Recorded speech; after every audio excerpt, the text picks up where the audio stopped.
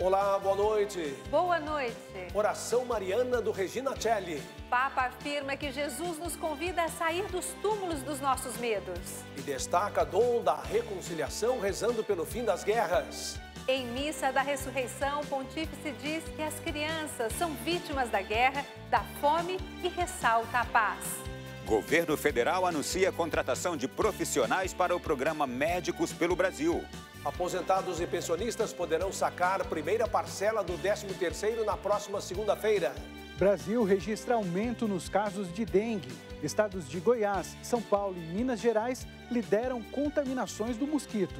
O fim da emergência de saúde por Covid-19 anunciado pelo ministro da Saúde. A alta do etanol já é sentida pelo brasileiro que precisa usar carro todo dia.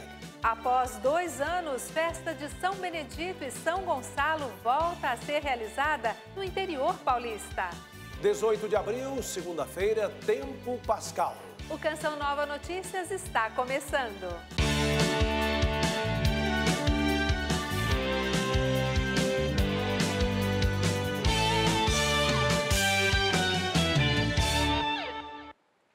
Milhares de fiéis e peregrinos se reuniram hoje na Praça de São Pedro para rezar com o Papa a oração mariana do Regina Celli. Esta segunda-feira da oitava de Páscoa, feriado no Vaticano e na Itália, é conhecida como Segunda-feira do Anjo. Para lembrar a aparição do anjo às mulheres, anunciando a ressurreição de Jesus. Il giorno nell'ottava di Pasqua. O Papa explicou que os dias da oitava da Páscoa são como o único dia em que a alegria da ressurreição é prolongada. Ao refletir sobre o evangelho de hoje, recordou a aparição de Jesus às mulheres que tinham ido ao túmulo e destacou que Jesus disse a elas 2 coisas importantes. Primeiro, disse o Papa, ele as tranquiliza com as seguintes palavras: não tenham medo. De acordo com o Papa, Jesus sabe que o medo está sempre agachado à porta dos nossos corações e que precisamos ouvir dizer, não tenham medo. Mas como combater o medo? Francisco explicou que essa resposta foi a segunda coisa que Jesus disse às mulheres. Vão anunciar aos meus irmãos que se dirijam para a Galileia e lá eles me verão. Andate a anunciare ai miei fratelli che vadano a Galilea. Lá ci vedremo. Este é o segredo, anunciar para vencer o medo. O medo sempre nos fecha em nós mesmos. Jesus, ao invés, nos faz sair e nos envia aos outros. Para concluir, Francisco pediu a Maria, mãe do ressuscitado, que nos ajude a vencer os nossos medos e nos conceda a paixão pela verdade. E ci doni la passione per la verità. Olha, ainda no Vaticano, o Papa Francisco presidiu as celebrações da Vigília e da Páscoa. O Santo Padre pediu a todos que propaguem a paz e disse que esse é um dever e uma responsabilidade dos cristãos. Os nossos correspondentes em Roma, Túlio Fonseca e Leonardo Vieira, acompanharam o fim de semana do Papa Francisco. No Sábado Santo, dia do anúncio da ressurreição, que acontece durante a Vigília Pascal, o Papa não presidiu a celebração, ainda devido a algumas indisposições físicas. A mãe de todas as vigílias foi presidida pelo decano do Colégio Cardinalício, o cardeal Giovanni Battista Re. Francisco participou de todo o rito litúrgico e fez questão de pronunciar a homilia. As palavras do Papa, repletas de vida, ecoaram na Basílica de São Pedro. O pontífice destacou a figura das mulheres que foram ao encontro de Jesus no sepulcro e ali o encontraram já ressuscitado. O Papa disse que desta experiência se pode sublinhar 3 verbos: ver, escutar e anunciar. E exortou os fiéis, dizendo que um cristianismo que busca o Senhor entre as ruínas do passado e o encerra num túmulo da rotina é um cristianismo sem Páscoa. E fez um forte apelo: não tenhamos receio de procurar Cristo também no rosto dos irmãos, na história de quem espera e de quem sonha, na dor de quem chora e sofre. Deus está ali. Dio è lì. Francisco disse ainda que uma igreja bela é aquela que caminha pelas estradas do mundo, sem medo, sem tática, nem oportunismos, só com o desejo de levar a todos a alegria do Evangelho. E completou: a isto somos chamados, a fazer a experiência do ressuscitado e partilhá-la com os outros. e condividerla con gli altri. Ao desejar Feliz Páscoa, o Papa fez questão de se recordar do povo ucraniano e afirmou que nenhuma noite é infinita e mesmo na escuridão mais densa brilha a estrela da manhã e concluiu dizendo: Cristo ressuscitou em ucraniano. Christos voskres. Durante a celebração, o Santo Padre também concedeu o sacramento do batismo a 7 novos catecúmenos. Io te battesso nel nome del Padre, del Figlio e dello Spirito Santo. Já no domingo, o pontífice presidiu a missa da ressurreição na Praça de São Pedro. O clima festivo, as flores coloridas, a música e a numerosa presença dos peregrinos preencheram ainda mais a celebração, que anuncia em latim e grego que o sepulcro está vazio. Francisco deixou que o silêncio e a oração depois da proclamação do Evangelho falassem aos corações dos fiéis. Ao término da celebração, o Papa saudou a grande multidão a bordo do Papamóvel. E a última atividade do Papa Francisco foi a bênção Urbi et Orbi, que ele realizou aqui da sacada da Basílica Vaticana. Este momento acontece somente quando um novo Papa é eleito no Natal e na Páscoa, e significa uma bênção do Sumo Pontífice de Roma para todo o mundo. Aqui na Basílica de São Pedro e na Via da Conciliação, mais de 100 mil pessoas acompanharam este momento. Em sua mensagem, o pontífice recordou que, assim como os discípulos de Jesus, que logo após contemplarem sua morte tiveram dificuldade de acreditar, também hoje os nossos olhos estão incrédulos nesta Páscoa de guerra. E completou: temos visto muito sangue derramado, demasiada violência. Nossos corações também ficaram repletos de medo e angústia, enquanto muitos dos nossos irmãos e irmãs tiveram que se fechar para se defenderem das bombas. Custa-nos acreditar que Jesus tenha realmente ressuscitado, que ele tenha verdadeiramente vencido a morte. E completou: temos atrás de nós 2 anos de pandemia que deixaram marcas pesadas. Era o momento de sairmos do túnel juntos, de mãos dadas, juntando as forças e os recursos. E ao invés disso, reiterou o Papa, estamos demonstrando que ainda não temos em nós o espírito de Jesus, mas sim o espírito de Caim, que olha para Abel não como um irmão, mas como um rival, e pensa em como eliminá-lo. Hoje, mais do que nunca, temos necessidade do crucificado ressuscitado para acreditarmos na vitória do amor e da reconciliação. Per credere nella vittoria dell'amore, per sperare nella riconciliazione. Em seguida, Francisco recordou os vários países e regiões em todo o mundo que vivem conflitos, como o Oriente Médio, a África e, em particular, a martirizada Ucrânia. O Papa também rezou pela população da América Latina, em suas condições sociais nestes tempos difíceis de pandemia, agravadas também por casos de criminalidade, violência, corrupção e tráfico de drogas. O Santo Padre, antes de conceder sua bênção apostólica, finalizou com um convite: deixemo-nos vencer pela paz de Cristo. A paz é possível, a paz é um dever, a paz é uma responsabilidade primária de todos. É primária responsabilidade de tutti. Passada a Quaresma, a Igreja Católica vive um novo momento litúrgico, o tempo pascal. Mas como os fiéis devem viver esses 50 dias de Páscoa? Uma festa litúrgica de grande duração e maior ainda em significado. São 50 dias para celebrar a vitória de Jesus sobre a morte.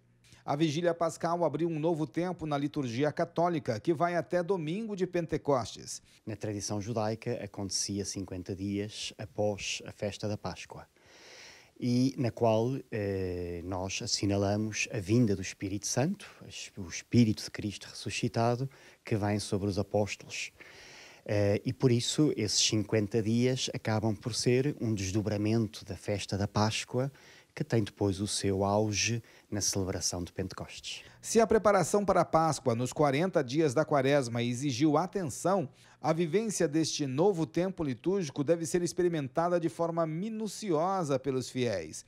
No tempo pascal, a liturgia recorda momentos da presença de Jesus ressuscitado, que aparece aos discípulos e fala a eles sobre a missão a ser vivida. É uma experiência de renovação interior de cada um de nós, de renovação da nossa experiência comunitária, de estarmos juntos, unidos pelo Espírito de Cristo ressuscitado e, sobretudo, de renovarmos o nosso espírito de missão. E a gente fala da nossa campanha porque a Canção Nova está presente nos principais lugares da fé católica, como Roma, Terra Santa, Portugal. para levar até você toda a riqueza das celebrações do Papa e da Igreja. Isto só é possível graças à colaboração de sócios e benfeitores que nos ajudam. Pois é, Reinaldo, e toda essa Semana Santa foi linda. A Canção Nova pôde transmitir cada momento com o Papa.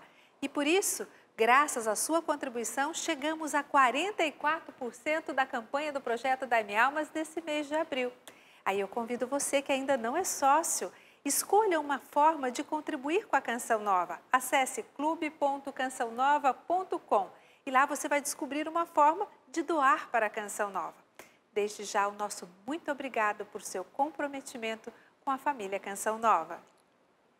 E agora nós vamos falar sobre literatura infantil.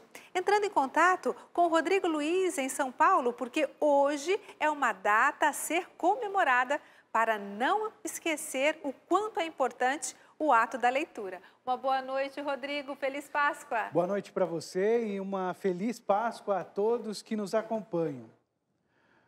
Hoje é Dia Nacional do Livro Infantil, a data que mostra a importância de ler para as crianças. E nossa equipe mostra como essa leitura tem impacto nos estudos e na evangelização. Desde pequenos, Paula e Fábio gostam de ler. Quando tiveram seus filhos, resolveram passar essa herança positiva para eles. Hoje, Manuela, de 9 anos, e Guilherme, de 6, amam ler e sempre que possível adquirem novos exemplares. Sempre tivemos o hábito de comprar livros para eles, de acordo assim com a faixa etária, incentivar isso, não só essa parte digital, mas essa parte de leitura. Incentivar, né, a entrar principalmente no que o autor está querendo te mostrar, né?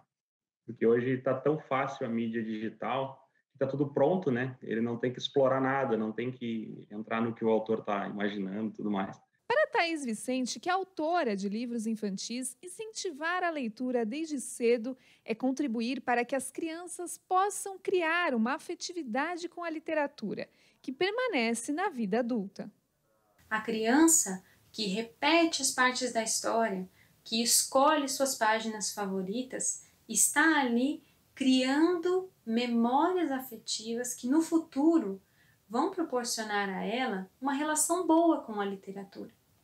E a leitura também pode ser uma excelente forma de catequizar. No Instituto Canção Nova, um projeto de oficina de leitura incentiva a evangelização de crianças de 7 a 10 anos.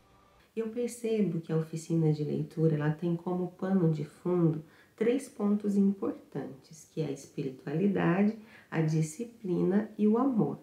Nós utilizamos a oficina de leitura para evangelizar. E neste incentivo da literatura para os estudos e também para a evangelização, os pequenos só tendem a ganhar. Manuela e Guilherme dedicam boa parte do tempo livre à leitura e sabem que no futuro podem ganhar muito com isso. Gosto de ler livros, tipo diário de alguma pessoa, ou gibis também. Gosto de ler sobre a vida dos santos. Daqui a pouco a gente volta com um alerta sobre o aumento dos casos de dengue. Até já. Até já, Rodrigo. Bom, o Ministério da Saúde anuncia o fim da emergência de saúde por Covid-19. Você vai ver também após o intervalo. E sobre a dengue citada por Rodrigo, o número de casos do Brasil cresceu 85% esse ano.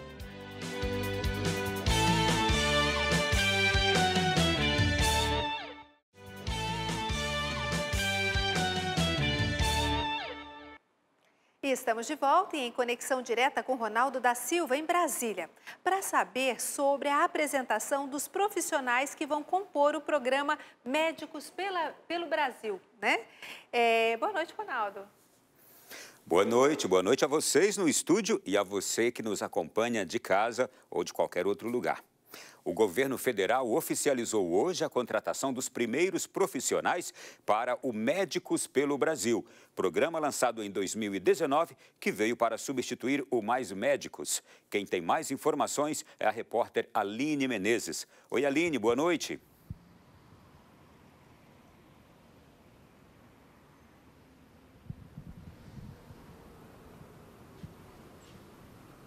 Boa noite, Ronaldo. É isso mesmo.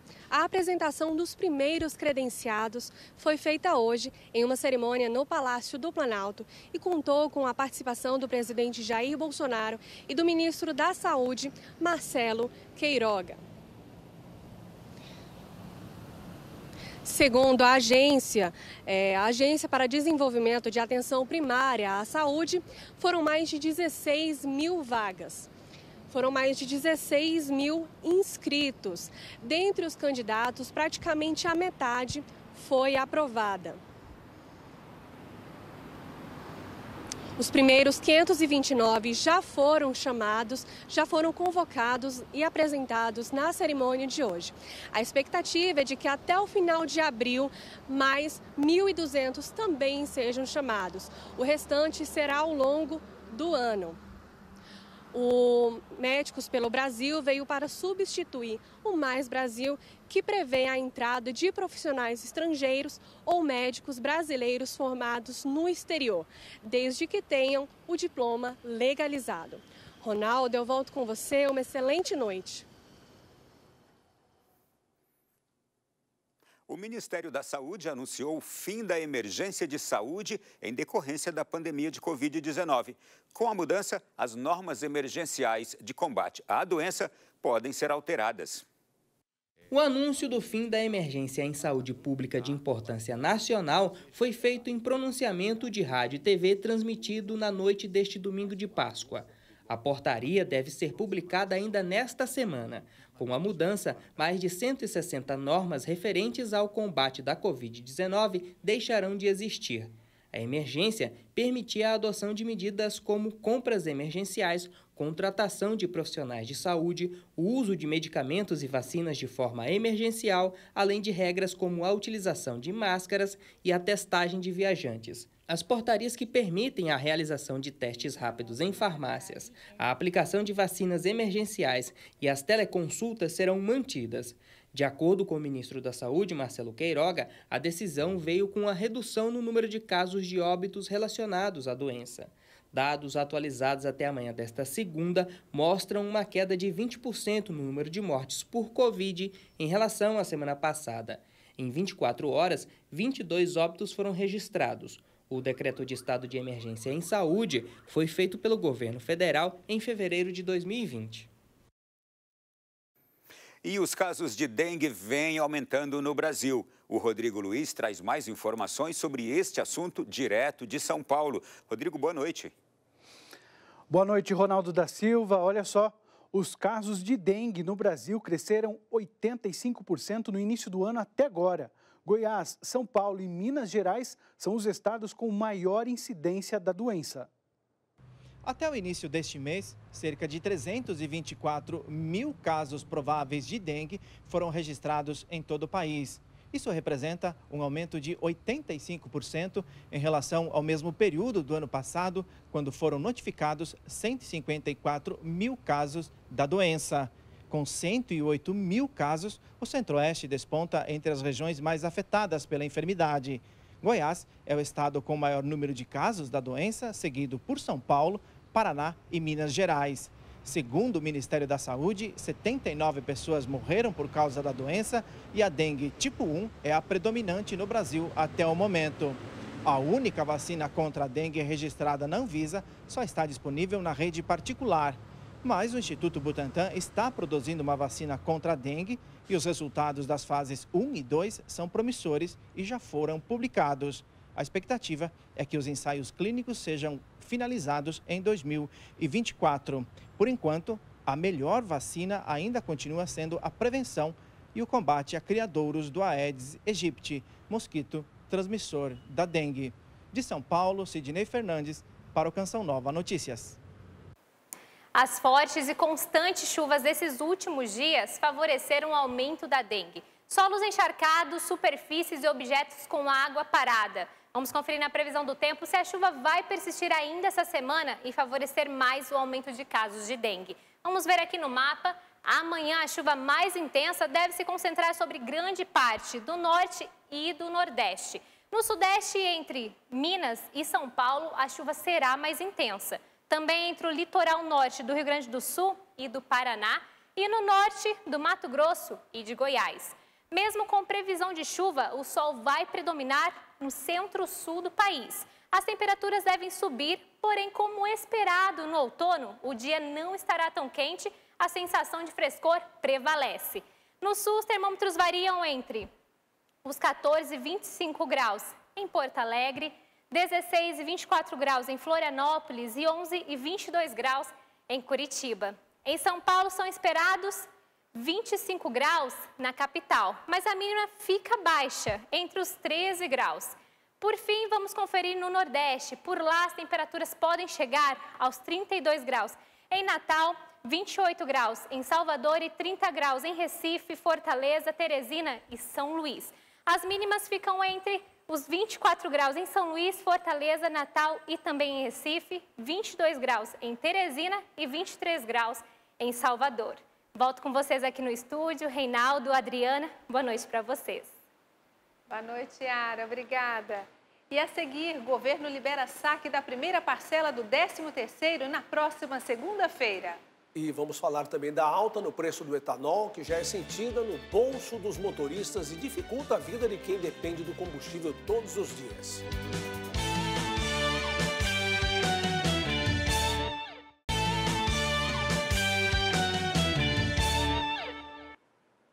A alta no preço dos combustíveis, especialmente a gasolina, tem sido marcante em 2022, o que tornou o etanol uma alternativa. Só que desde o início do mês, o consumidor tem sentido também o aumento desse combustível. Com o preço da gasolina nas alturas, o etanol tem se tornado uma alternativa para o motorista que quer aliviar um pouco os gastos com combustível. Só que nas últimas semanas o preço nas bombas disparou. De 5,9 que você estava achando, agora você está achando o mais barato, 5,49. O preço está complicado, viu? Muito complicado. Não sei se a ideia é comparar com a gasolina, mas aumentou. Só em abril, o etanol teve um aumento de 14%. Vários cenários têm contribuído para a alta das últimas semanas. Um deles está no início da cadeia de produção. Em 2021, nós tivemos a maior seca, né, da nossa história aqui no Brasil, nessa nossa região, que foi também acentuado com 3 episódios de geada e depois nós tivemos incêndios. Em função desses acontecimentos de 2021, o desenvolvimento da cana-de-açúcar, ele atrasou e aí a safra está atrasada, o início da safra atrasado. Em março, o brasileiro consumiu 30% mais etanol do que em fevereiro. Outro motivo apontado para a elevação dos preços. Só que a alta tem feito muita gente refazer as contas para ver se ainda vale a pena continuar substituindo a gasolina. Depois de muito tempo no etanol e calculando, hoje Fernanda mudou de combustível. Vai na gasolina, está compensando mais. Menos litros, mas vai compensar financeiramente. Mudança que o Matheus também fez há algumas semanas. E o rendimento da gasolina em quilometragem é muito maior, então fica quase elas por elas. A boa notícia é que a alta do etanol não deve ser uma tendência em 2022. A nossa expectativa é que a gente tenha uma moagem de cana-de-açúcar superior ao ano passado. O que isso quer dizer? Quer dizer que nós teremos mais produtos sendo produzidos, mais etanol sendo produzido. E esse produto precisa ser consumido. E para ser consumido, ele precisa ter preço competitivo com a gasolina. Enquanto a queda não vem, o jeito é criar alternativas. Você vai colocando um pouquinho cada dia e vai vendo se o preço abaixa para você poder colocar mais. Pois é, e haja criatividade, hein? Voltamos a São Paulo agora com o Rodrigo Luiz, que tem informação sobre 13º salário para aposentados e pensionistas. Diz aí, Rodrigo. Olá, pois é, estamos de volta aqui de São Paulo. E aposentados e pensionistas podem sacar a primeira parcela do 13º a partir da próxima segunda-feira. Para quem já estava aposentado em janeiro, a primeira parcela do benefício estará disponível entre 25 de abril e 6 de maio. Quem se aposentou depois, o valor a ser pago é proporcional aos meses de recebimento da aposentadoria. Já a segunda parcela será paga entre 25 de maio e 7 de junho e pode ter desconto do imposto de renda para quem está obrigado a pagar. É isento do IR o benefício de até R$ 1.903,98 por mês. Em 2020 e 2021, primeira e segunda parcelas do benefício também foram adiantadas para o primeiro semestre do ano. Mais de 30 milhões de segurados vão receber o dinheiro, somando quase 57 bilhões de reais injetados na economia. O adiantamento será liberado conforme o número final do benefício, sem considerar o dígito verificador. A consulta do valor já pode ser feita por meio do aplicativo Meu INSS ou pelo site meu.inss.gov.br. E antes de encerrar, uma última informação. Começa hoje aqui em São Paulo o Cerco de Jericó com o tema Levantai as Bandeiras da Vitória, inspirado no Salmo 19. Participe com a Canção Nova na Catedral Maronita, Nossa Senhora do Líbano, bairro Liberdade. Serão 7 dias, todas as segundas e quartas, a partir de 7h30 da noite. E no próximo sábado, acontece aqui na capital, o Kairós da Misericórdia. Informações sobre esses eventos e todas as atividades da Missão Canção Nova em São Paulo, no site saopaulo.cançãonova.com. Uma boa noite a todos, até amanhã, se Deus quiser. Boa noite para você, Rodrigo. Até amanhã, se Deus quiser. O Auditório São Paulo, na sede da comunidade Canção Nova, acolheu hoje uma homenagem aos policiais militares de Cachoeira Paulista e região. A semana começou com o reconhecimento de um trabalho que exige renúncia e esforço pelo bem comum. A outorga da medalha Combatentes da Força Pública acontece com frequência em todo o estado de São Paulo. Desta vez, os homenageados foram os policiais do 23º Batalhão, que abrange parte da região do Vale do Paraíba. A medalha é uma condecoração que faz valer o lema da entidade, preservando a história e perpetuando valores, e reconhece homens e mulheres que se colocam a serviço da sociedade na proteção das instituições e da dignidade de cada indivíduo. Um efetivo muito valoroso, muito aguerrido, que vem batendo aí recordes de produtividade, principalmente o pessoal da Força Tática, que está no combate direto assim aos delitos de maior complexidade. O orgulho aumenta ainda mais porque este trabalho exige renúncia e esforço pela sociedade, com dedicação e lealdade. O policial larga a família em casa para defender a família de quem ele nem conhece, muitas vezes não é reconhecido pela própria sociedade, pelo próprio governo, e aqui a gente tenta fazer esse papel. Uma fração pequena, né? Mas é que o Instituto faz com muita honra e muito orgulho. E veja daqui a pouco a nomeação do novo ministro da Educação. E após 2 anos, festa de São Benedito e São Gonçalo volta a ser realizada no interior paulista.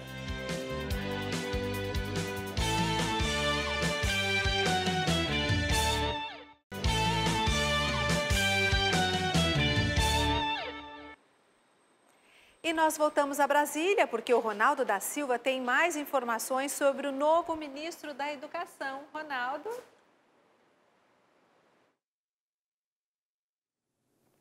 Sim, está confirmado. Saiu no Diário Oficial da União de hoje a confirmação do nome de Vitor Godoy para assumir o Ministério da Educação.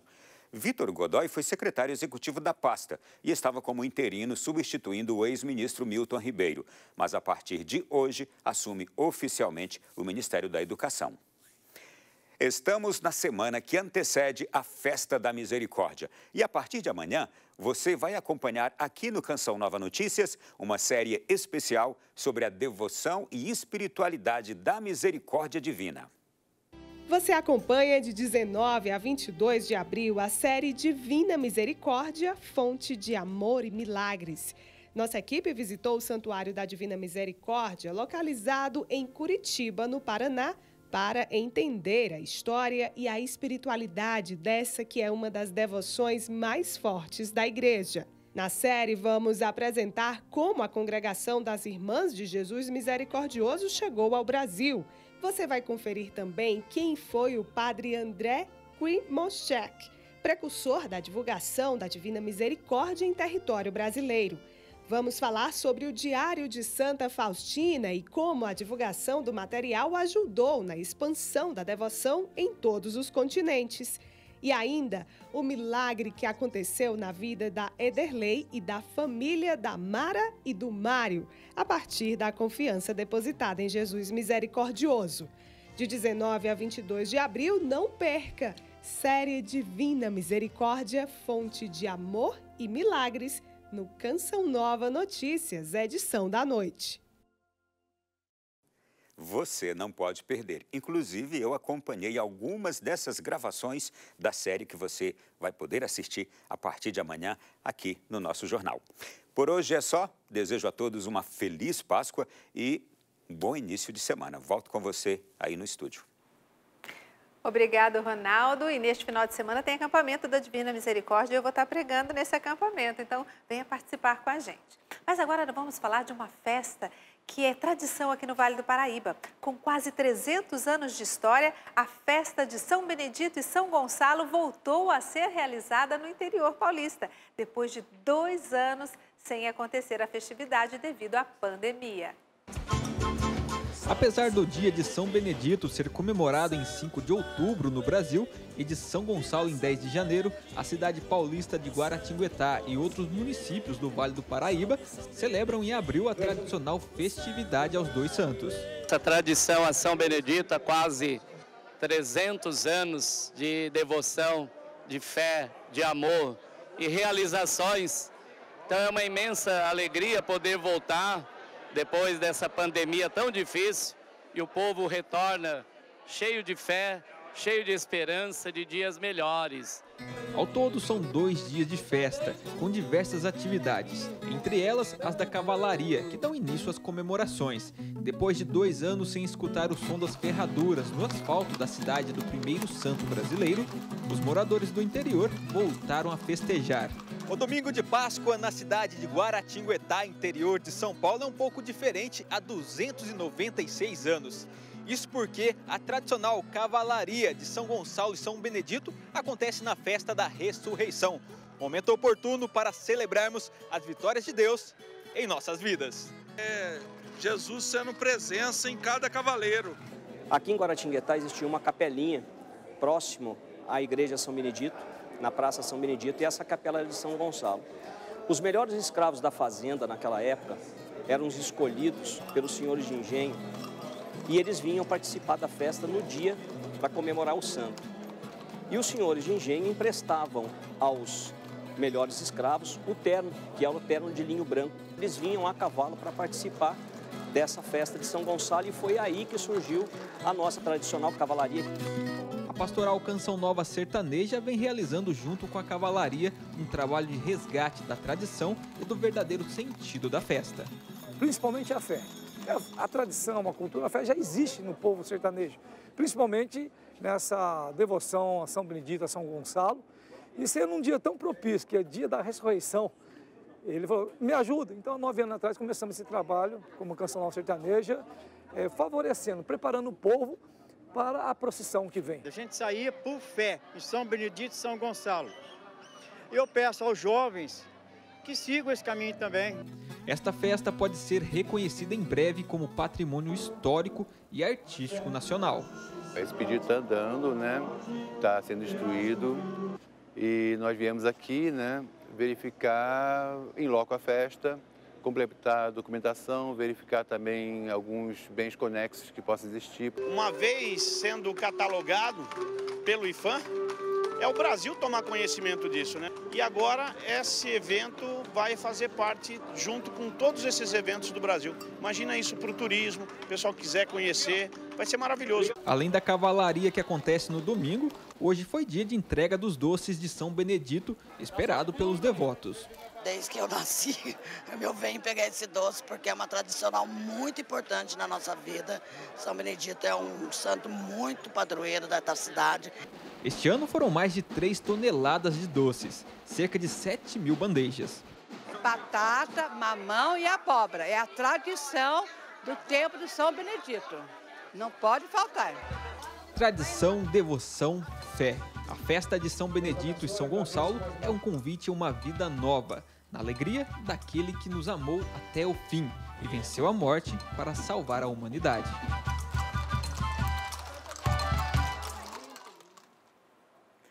Que linda tradição! E o Canção Nova Notícias está terminando. A seguir, você acompanha a adoração ao Santíssimo Sacramento e logo depois a transmissão da Santa Missa. Olha, às 9 horas tem Buscai as Coisas do Alto e em seguida Revolução Jesus, Adriana. Chegamos ao final. Uma ótima noite para você. Boa noite e até amanhã.